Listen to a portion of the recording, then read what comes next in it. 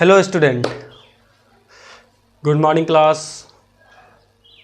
आज हम लोग law of conservation of momentum के बारे में पढ़ते हैं। आने से पहले का मोमेंटम टकराने के बाद का मोमेंटम क्या होता है? इक्वल होता है। चलिए पहले इसका प्रैक्टिकल करके देखते हैं, उसके बाद इसके डेरिवेशन के बारे में बात करेंगे। फिलहाल पहले मैंने एक ऑब्जेक्ट ले लिया है, ये पहला ऑब्जेक्ट है, ठीक है।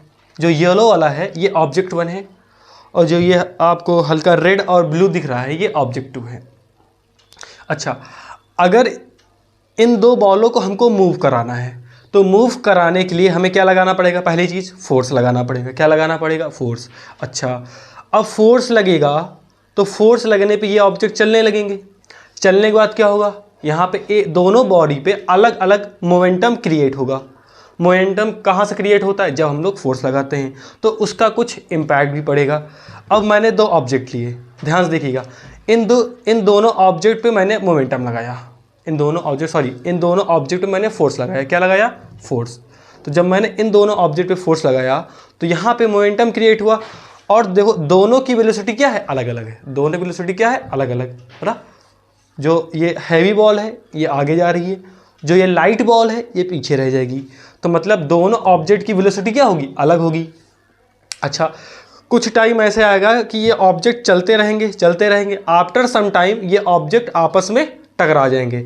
अच्छा, अगर ये दो बॉल क्या आपस में टकराएंगी तो क्या ये बॉल आपस में टूट जाएंगी? नहीं टूटेंगी। मतलब कहने का मतलब क्या हुआ कि जो ये ऑब्जेक्ट होंगे ऐसे मूव करेंगे, पहले तो कांस्टेंट मूव करेंगे, मूव करने के बाद क्या होगा? सम टाइम बाद ये आपस में टकरा जाएंगे।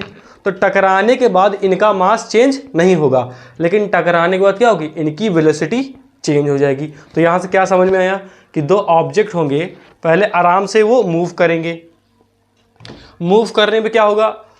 उनकी वेलोसिटी अलग अलग होगी। टकराने के बाद क्या होगा? उनका मास चेंज नहीं होगा, लेकिन उनकी वेलोसिटी चेंज हो जाएगी। एग्जाम्पल के लिए मैंने पहला ऑब्जेक्ट ले लिया था। मैंने पहला ऑब्जेक्ट कौन सा लिया था? येलो वाला। पहला ऑब्जेक्ट कौन सा लिया था? येलो वाला। तो येलो वाला का मैंने मास लिख लिया m1। येलो वाला का मास क्या लिख लिया? m1। उसके बाद मैंने दूसरा ऑब्जेक्ट लिया था ये ब्लू ऑरेंज वाला, उसका मैंने मास लिख लिया m2, है ना। तो ये दोनों बॉल क्या होंगी? ऐसे मूव करेंगी। ये हैवी वाली है, ये लाइट वाली है, तो दोनों की वेलोसिटी क्या होगी? अलग अलग होगी। तो पहले वाली की मैंने वेलोसिटी लिख लिया u1, सेकेंड वाली की वेलोसिटी हो जाएगी u2। अब आफ्टर सम टाइम क्या होगा कि ये चलते चलते हो सकता है कि आपस में टकरा जाएं, और जब चलते चलते आपस में टकराएंगी तो क्या इनका मास चेंज होगा? मास नहीं चेंज होगा। जो मास इसका था वही मास इसका होगा, लेकिन टकराने के बाद दोनों की वेलोसिटी चेंज हो जाएगी। तो यहाँ पर तो नहीं टकराए हैं, अब कुछ आफ्टर सम टाइम बाद ये आपस में टकरा जाएंगे।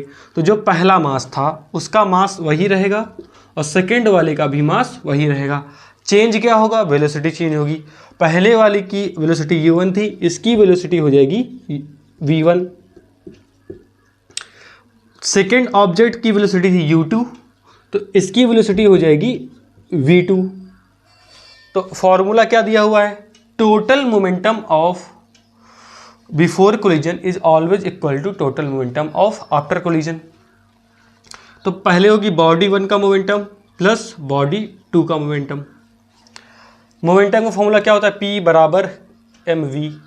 अगर पहली बॉडी की बात करें तो इसका मास कितना है? m1। वेलोसिटी कितनी है? u1। प्लस सेकेंड ऑब्जेक्ट की बात करें तो मास कितना है? m2। वेलोसिटी कितनी है? u2। बराबर क्या हो जाएगा? अब आफ्टर कोलिजन के बाद मास तो वही रहेगा, लेकिन वेलोसिटी चेंज हो जाएगी। वैसे ही सेकेंड वाले क्या होगा? मास दूसरा हो जाएगा, वेलोसिटी दूसरी हो जाएगी। तो law of conservation of momentum का फॉर्मूला ये आया। क्या होगा? m1 u1 plus m2 u2 always equal to m1 v1 plus m2 v2। हम लोग इसका डेरिवेशन पढ़ेंगे ना, कि ये डेरिवेशन आया कहाँ से, इसका प्रूफ देखते हैं। तो सबसे पहले हम लोग अप्लाई करेंगे न्यूटन जी का second law. Newton second law क्या कहता है? F बराबर डेल्टा P अपॉन में T। तो अच्छा, पहली बॉडी मैंने फोर्स लगाया तो F1 बराबर क्या हो जाएगा? डेल्टा P1 अपॉन में T। उसी तरह जब सेकेंड बॉडी पे फोर्स लगाएंगे तब न्यूटन के सेकेंड लॉ से क्या आएगा, डेल्टा P2 अपॉन में T। और हम लोग पढ़ चुके हैं P बराबर क्या होता है, mv मास इंटू वेलोसिटी। और लॉ ऑफ कंजर्वेशन में ये हम लोग पढ़ चुके हैं कि वेलोसिटी तो चेंज हो जाएगी लेकिन मास चेंज नहीं होगा। अच्छा, जब मास चेंज नहीं होगा तो F1 बराबर क्या हो जाएगा, m1, और वेलोसिटी क्या हो जाएगी, v1 माइनस u1 अपॉन में टाइम। वैसे ही F2 बराबर क्या होगा, मास चेंज नहीं होगा तो हो जाएगा m2 और velocity v2 minus u2 upon में टाइम। क्या किया, सबसे पहले न्यूटन का सेकेंड लॉ लगाया। न्यूटन जी का सेकेंड लॉ क्या है, delta P upon delta T। तो मैंने ऑब्जेक्ट कितने लिए थे, मैंने ऑब्जेक्ट लिए थे 2। तो पहले ऑब्जेक्ट पे मैंने फोर्स लगाया तो उसका हो जाएगा F1 बराबर delta P1 upon delta T। और P मोमेंटम का फॉर्मूला क्या होता है, मास इंटू वेलोसिटी।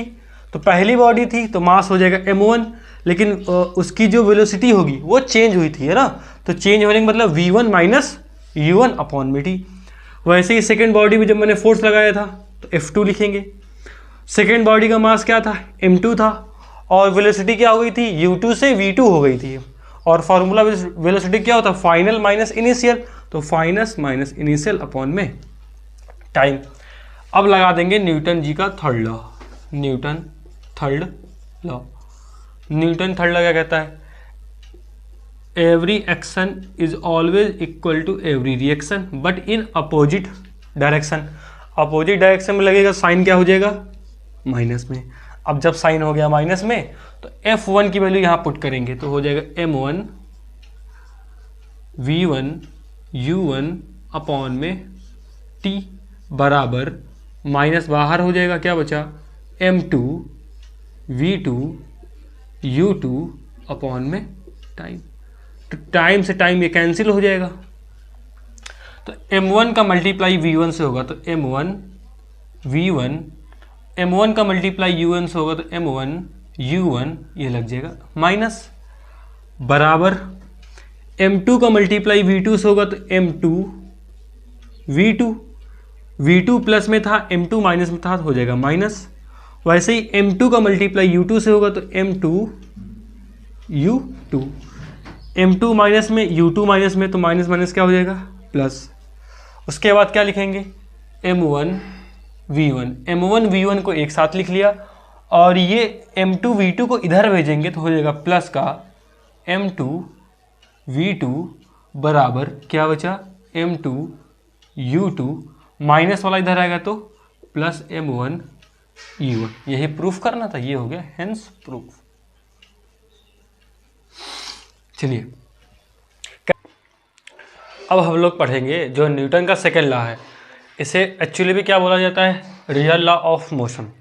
जो न्यूटन का सेकेंड लॉ है इसे रियल लॉ ऑफ मोशन इसलिए बच्चों कहा जाता है क्योंकि न्यूटन के सेकेंड लॉ में न्यूटन का फर्स्ट लॉ भी आता है और न्यूटन का थर्ड लॉ भी आता है। अब फिलहाल इसे प्रूफ करके देखते हैं कि न्यूटन के सेकेंड लॉ में न्यूटन का फर्स्ट लॉ कैसे आता है। तो मैंने लिखा फर्स्ट लॉ, ठीक है। इसमें हम लोग प्रूफ करेंगे कि न्यूटन के सेकेंड लॉ में न्यूटन का फर्स्ट लॉ कैसे आता है। तो सबसे पहले मैंने लगाया न्यूटन का सेकेंड लॉ। न्यूटन का सेकेंड लॉ क्या कहता है, F बराबर ma, F बराबर 0। पहले मैंने क्या लिख लिया, F की वैल्यू 0। अगर F की वैल्यू 0 तब होगी जब m की वैल्यू क्या हो जाए 0 या a की वैल्यू क्या हो जाए 0, है ना। ये तो न्यूटन के सेकेंड लॉ में क्या दिया, F बराबर ma। F की वैल्यू 0 तभी आएगी जब m की वैल्यू हो जाए 0 या फिर a की वैल्यू हो जाए 0। अच्छा, m की वैल्यू 0 हो नहीं सकती क्योंकि मास कभी 0 हो नहीं सकता है, मास 0 होगा नहीं। तो इसमें क्या होना पड़ेगा, यहाँ पे एक्सेलरेशन को 0 होना पड़ेगा। अच्छा, एक्सेलरेशन को 0 होने का मतलब क्या होगा, या तो बॉडी तुम्हारी रेस्ट में है तो रेस्ट में रहेगी, या बॉडी तुम्हारी यूनिफॉर्म मोशन में है तो यूनिफॉर्म मोशन में ही रहेगी। और न्यूटन के फर्स्ट लॉ में तो यही बोला गया है ना कि जब तक कोई एक्सटर्नल फोर्स नहीं लगेगा तब तक कोई ऑब्जेक्ट रेस्ट में है तो रेस्ट में रहेगा, या फिर यूनिफॉर्म मोशन में है तो यूनिफॉर्म मोशन में रहेगा। तो यहाँ से ये प्रूफ हो गया कि न्यूटन के सेकेंड लॉ में न्यूटन का फर्स्ट लॉ आता है। कैसे प्रूफ किया? F बराबर ma लिखा। अब न्यूटन के फर्स्ट लॉ में ये था कि अगर एक्सटर्नल फोर्स क्या हो जाए? जीरो, मतलब F की वैल्यू हो जाए जीरो। अगर फोर्स होगा जीरो तो इसका मतलब या तो m जीरो होगा या तो a जीरो होगा, मास जीरो होगा नहीं। क्या जीरो हो सकता है? एक्सीलरेशन। और जब एक्सीलरेशन जीरो दो केस में होता है, या तो बॉडी रेस्ट में है, बॉडी मूव ही नहीं करेगी तो एक्सीलरेशन जीरो हो जाएगा, या फिर बॉडी यूनिफॉर्म मोशन में हो, मतलब जो उसकी इनिशियल वेलोसिटी हो वो फाइनल वेलोसिटी के बराबर हो, तब एक्सीलरेशन आता है जीरो। तो यहाँ से ये प्रूफ हुआ कि जब तक कोई फोर्स नहीं लगेगा तब तक कोई ऑब्जेक्ट रेस्ट में है तो रेस्ट में ही रहेगी, या यूनिफॉर्म मोशन में है तो यूनिफॉर्म मोशन में ही रहेगी। पढ़ा जो न्यूटन का सेकेंड लॉ है उसमें न्यूटन का फर्स्ट लॉ भी आता है, वो मैंने प्रूफ कर दिया। अब हम लोग पढ़ेंगे जो न्यूटन का सेकेंड लॉ है उसमें न्यूटन का थर्ड लॉ भी आता है। तो न्यूटन के सेकेंड लॉ में न्यूटन का फर्स्ट लॉ आता है और थर्ड लॉ आता है, इसीलिए न्यूटन के सेकेंड लॉ को रियल लॉ ऑफ मोशन बोला गया है। तो फर्स्ट लॉ के बारे में हम लोगों ने पढ़ लिया कि सेकेंड लॉ में कैसे फर्स्ट लॉ आता है। अब हम लोग पढ़ेंगे न्यूटन के सेकेंड लॉ में कैसे न्यूटन का थर्ड लॉ आता है। एग्जाम्पल के लिए मैंने दो ऑब्जेक्ट लिए, ऑब्जेक्ट वन, मैंने दो बॉडी ले ली, ऑब्जेक्ट या बॉडी ले ली, पहली बॉडी दूसरी बॉडी, पहला ऑब्जेक्ट दूसरा ऑब्जेक्ट। अब क्या होगा? पहला ऑब्जेक्ट दूसरे ऑब्जेक्ट पर फोर्स लगाएगा F1। फोर्स कितना लगाएगा? F1, मतलब ये इस पे एक्शन करेगा F1 से। वही same force second body first body पे फोर्स लगाएगी F2, है ना। न्यूटन के थर्ड लॉ में देखिए तो बोला गया है ना कि अगर एक ऑब्जेक्ट दूसरे ऑब्जेक्ट पर एक्शन कर रहा है या फोर्स लगा रहा है तो सेकेंड ऑब्जेक्ट उसी ऑब्जेक्ट में सेम अमाउंट ऑफ फोर्स लगाएगा इन अपोजिट डायरेक्शन। तो पहली बॉडी सेकेंड बॉडी पे फोर्स लगा रही थी F1, और जो सेकेंड बॉडी होगी वो पहली बॉडी में फोर्स लगाएगी F2। तो आपको प्रूफ क्या करना है? F1 बराबर F2 और साइन क्या लग जाएगा? माइनस। न्यूटन का थर्ड लॉ यही तो है, every action is always equal to every reaction but in opposite direction, और डायरेक्शन के लिए साइन क्या लगा देंगे? माइनस। तो F1 बराबर माइनस का F2 हमें ये प्रूफ करना है। तो प्रूफ करने के लिए सबसे पहले हम लोग लगाएंगे न्यूटन का सेकेंड लॉ। तो न्यूटन का सेकेंड लॉ क्या होता है? F बराबर delta P upon delta T, मतलब change in momentum change in time. यहाँ पे मोमेंटम बहुत कम है, टाइम क्या है? बहुत कम। कम टाइम के लिए लगाएंगे तो डेल्टा टी हो जाएगा। अब पहली बॉडी होगी तो पहली बॉडी में हम लोग क्या लगाएंगे? Force F1। F1 क्या हो जाएगा? डेल्टा P1 अपॉन में टाइम डेल्टा टी। उसके बाद क्या होगा? ये इधर मल्टीप्लाई हो जाएगा तो F1 डेल्टा टी बराबर delta F1। Equation number first. वैसे ही सेकेंड बॉडी में फोर्स कितना लगाएंगे? F2। पहली बॉडी इधर फोर्स लगाया, इसका मैंने फोर्स निकाला और फोर्स के हेल्प से मैंने क्या निकाल दिया? मोमेंटम निकाल दिया पहली बॉडी का। अब दूसरी बॉडी पहली बॉडी पे फोर्स लगाएगी, कितना फोर्स लगेगी? P2। तो यहाँ का मोमेंटम कुछ और होगा, डेल्टा P2। टाइम क्या रहेगा? सेम रहेगा। अब ये इधर जाएगा मल्टीप्लाई हो जाएगा तो F2 डेल्टा टी बराबर delta P2। Equation number second.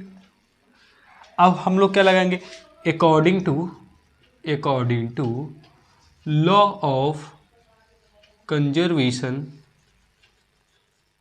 Of momentum, है ना। According to law of conservation of momentum, अगर पहली बॉडी का मोमेंटम और दूसरी बॉडी का मोमेंटम ऐड कर दें क्या आएगा? जीरो आएगा। मोमेंटम क्या आएगा? जीरो। तो पहली बॉडी का मोमेंटम प्लस चेंज इन दूसरे बॉडी का मोमेंटम ऐड करने में क्या आएगा? Zero. Law of conservation of momentum में ये तो बताया गया है ना कि पहली बॉडी का मोमेंटम सेकेंड बॉडी का मोमेंटम ऐड करेंगे, क्या आंसर आएगा? जीरो आ जाएगा। तो डेल्टा P1 की वैल्यू क्या आई थी? F1 delta T plus delta P2 की वैल्यू क्या आई थी? F2 डेल्टा टी बराबर का जीरो। ये हो जाएगा F1 डेल्टा टी बराबर, प्लस वाला उधर जाएगा तो प्लस की वैल्यू उधर जाएगी तो माइनस हो जाएगी डेल्टा F2 डेल्टा टी। तो डेल्टा टी से डेल्टा टी कैंसिल हो गया, तो क्या बचा F1 इक्वल टू माइनस का F2। तो यहाँ से क्या हो गया, प्रूफ हो गया कि न्यूटन के सेकेंड लॉ में न्यूटन का थर्ड लॉ भी आता है।